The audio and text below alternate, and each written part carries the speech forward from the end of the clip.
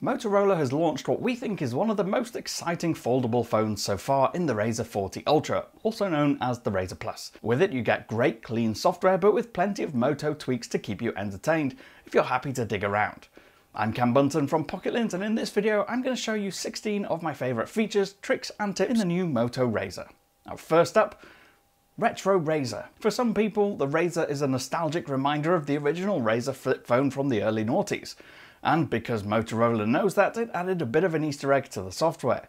You can get the interface to look exactly like an original Razr. Drop your quick settings from the top and tap the pencil to edit your panels. Now scroll all the way down until you find one that says Retro Razr.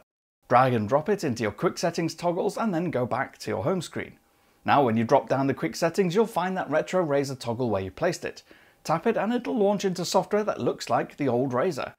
You can use it too, getting access to messages, contacts, phone calls, settings, the internet and Bluetooth. You can even use the keypad to manually dial a phone number.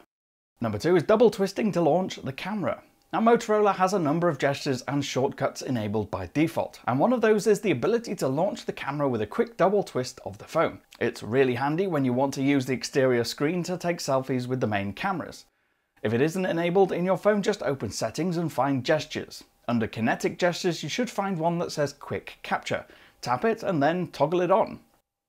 If you want to change which camera launches because you'd rather use the internal selfie camera, tap settings at the bottom and on the next screen choose front or choose auto, and it'll select the selfie camera when the phone's held in portrait and the rear cameras in landscape. Number 3 is tap the back to screenshot or launching any app you like. Now, like a lot of modern phones, you can enable a shortcut that activates when you tap the back of the phone twice. By default on the Razr it launches the voice recorder. Now if you want to change it so that it takes a screenshot or plays pause music or launches Google Pay or any other app, you can. Just head to settings and gestures again and find quick launch. Select it and make sure it's toggled on in the next screen.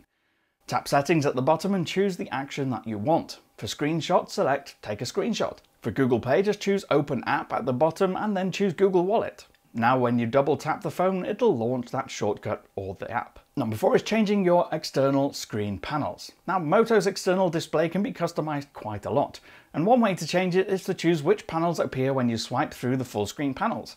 You can toggle off the ones you don't want and even change the order in which they appear. So open settings, external display and now choose panels. Toggle the ones that you want, and then long press and drag the panels at the top to change the order around. Number 5, again on the cover screen, is full screen apps. Now with the cover screen you can launch most apps and have them either fill the portion of screen above the cameras or stretch to fill the entire screen. Not all apps are compatible with full screen modes, but to switch between views you can just tap and hold the little bar at the bottom of the app view on the cover screen.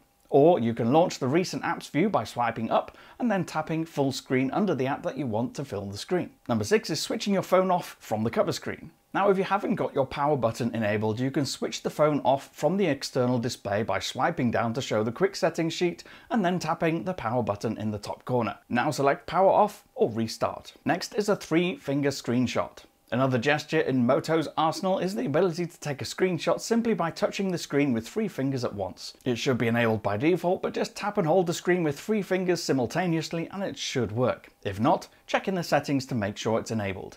Head to settings, gestures again, and find 3-finger screenshot. Switch it on. Now if you find yourself accidentally taking screenshots in some apps, you can add them to the exceptions list by tapping settings at the bottom of the 3-finger screenshot screen, and now tap the pencil button in the next screen and select any apps that you don't want the 3-finger screenshot to work in. Number 8, bring back the power button. Like so many modern phones, what used to be the power button by default is now an assistant button.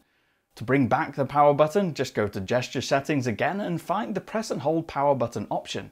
Toggle off the hold for assistant option, and now when you press and hold the side button, it'll launch the power menu instead, and you can shut down the phone or restart it. Number 9 is using volume buttons to skip tracks in your music. So one more interesting feature in the gestures list is the ability to use the volume buttons to skip tracks in your playlist or album.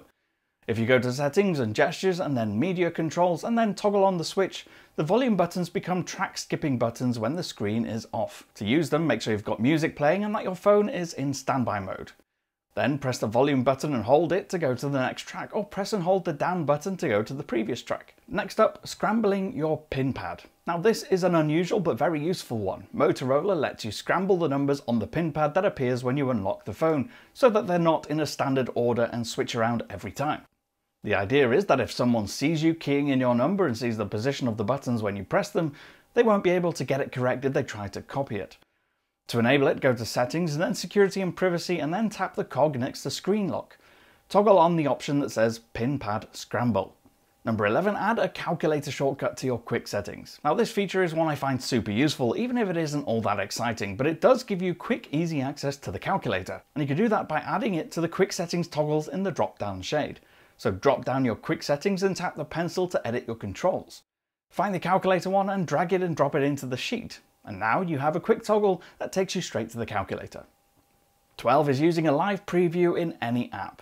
So when you open the camera app, by default it launches the live preview feature that uses the exterior cover screen as a monitor. But you can also enable it to work in any other app that uses the camera. That means if you want to take a picture using the front screen while you're using WhatsApp, Messenger or any other chat app as an example, you can. To enable the feature, just open Settings and then External Display and then find Live Preview. Make sure it's toggled on at the top and select Manage Apps at the bottom of the screen. Choose the apps that you want to allow access to the feature, and now, when you open that app and launch the camera to take a picture in the app, you can tap on the live preview icon on the screen and it'll activate the screen on the phone's cover. Next, hands-free selfies. And there are two ways to take hands-free selfies on the Razr. You can either hold your palm up to the camera, watch the countdown and then pose, or you can enable the smile detection that automatically takes a picture when you smile. With either method, you can place the phone down at an angle, point it at yourself, and then snap a photo without having to touch the screen or any buttons. To enable it, go into the camera app and open the settings by tapping the little cog in the corner. Now choose AI settings and make sure gesture selfie is enabled for showing your palm method. If you want to use smile detection, toggle on the option that says Auto Smile Capture. Next is showing a cartoon to prepare your subject for a photo. One unusual feature is a cartoon that animates on the exterior screen to indicate to your subject that you're about to take a photo. To enable it, open the camera app and fold the screen to push the viewfinder up to the top of the screen. You'll now see additional toggles appear below the preview. Tap the one that looks like a rectangle with 4 right-angled lines, one on each corner. This launches the live preview. Tap it again and you'll see a smiley face appear in the icon, and this means the cartoon animation is enabled. Number 15 is taking a selfie and a photo with the other cameras at the same time. Motorola's phone has a dual capture mode that lets you take a photo from the selfie camera inside the phone and the main camera on the covers at the same time. Just open up the camera app, find More and choose Dual Capture from the grid. Now you'll see a view from both sides of the phone. One appears in the small rectangle window and the other takes up the rest of the screen. If you want to change which is which, tap the arrows in the circle icon on the bottom corner of the thumbnail. You can also move the thumbnail just by dragging it around anywhere on the display. You can also change the view so that it's a 50-50 split by tapping the little icon in the bottom corner that looks like a tiny rectangle inside another rectangle. One last camera tip is photo booth. This lets you take 4 photos at 3-second intervals just like a photo booth would. Open the camera, tap More and choose photo booth from the sheet. Now hit the shutter button, wait for the countdown, pose, and then repeat that process 3 more times. So there you have it, 16 tips to try on your futuristic flip phone. I've been Cam, I'm at Cam Bunton on Twitter. If you want to get hold of me on there, you can do. If you did like this video, please do leave a thumbs up, subscribe and tap the notification bell, and then you won't miss any more of our uploads. I'll see you again in the next one. Bye for now.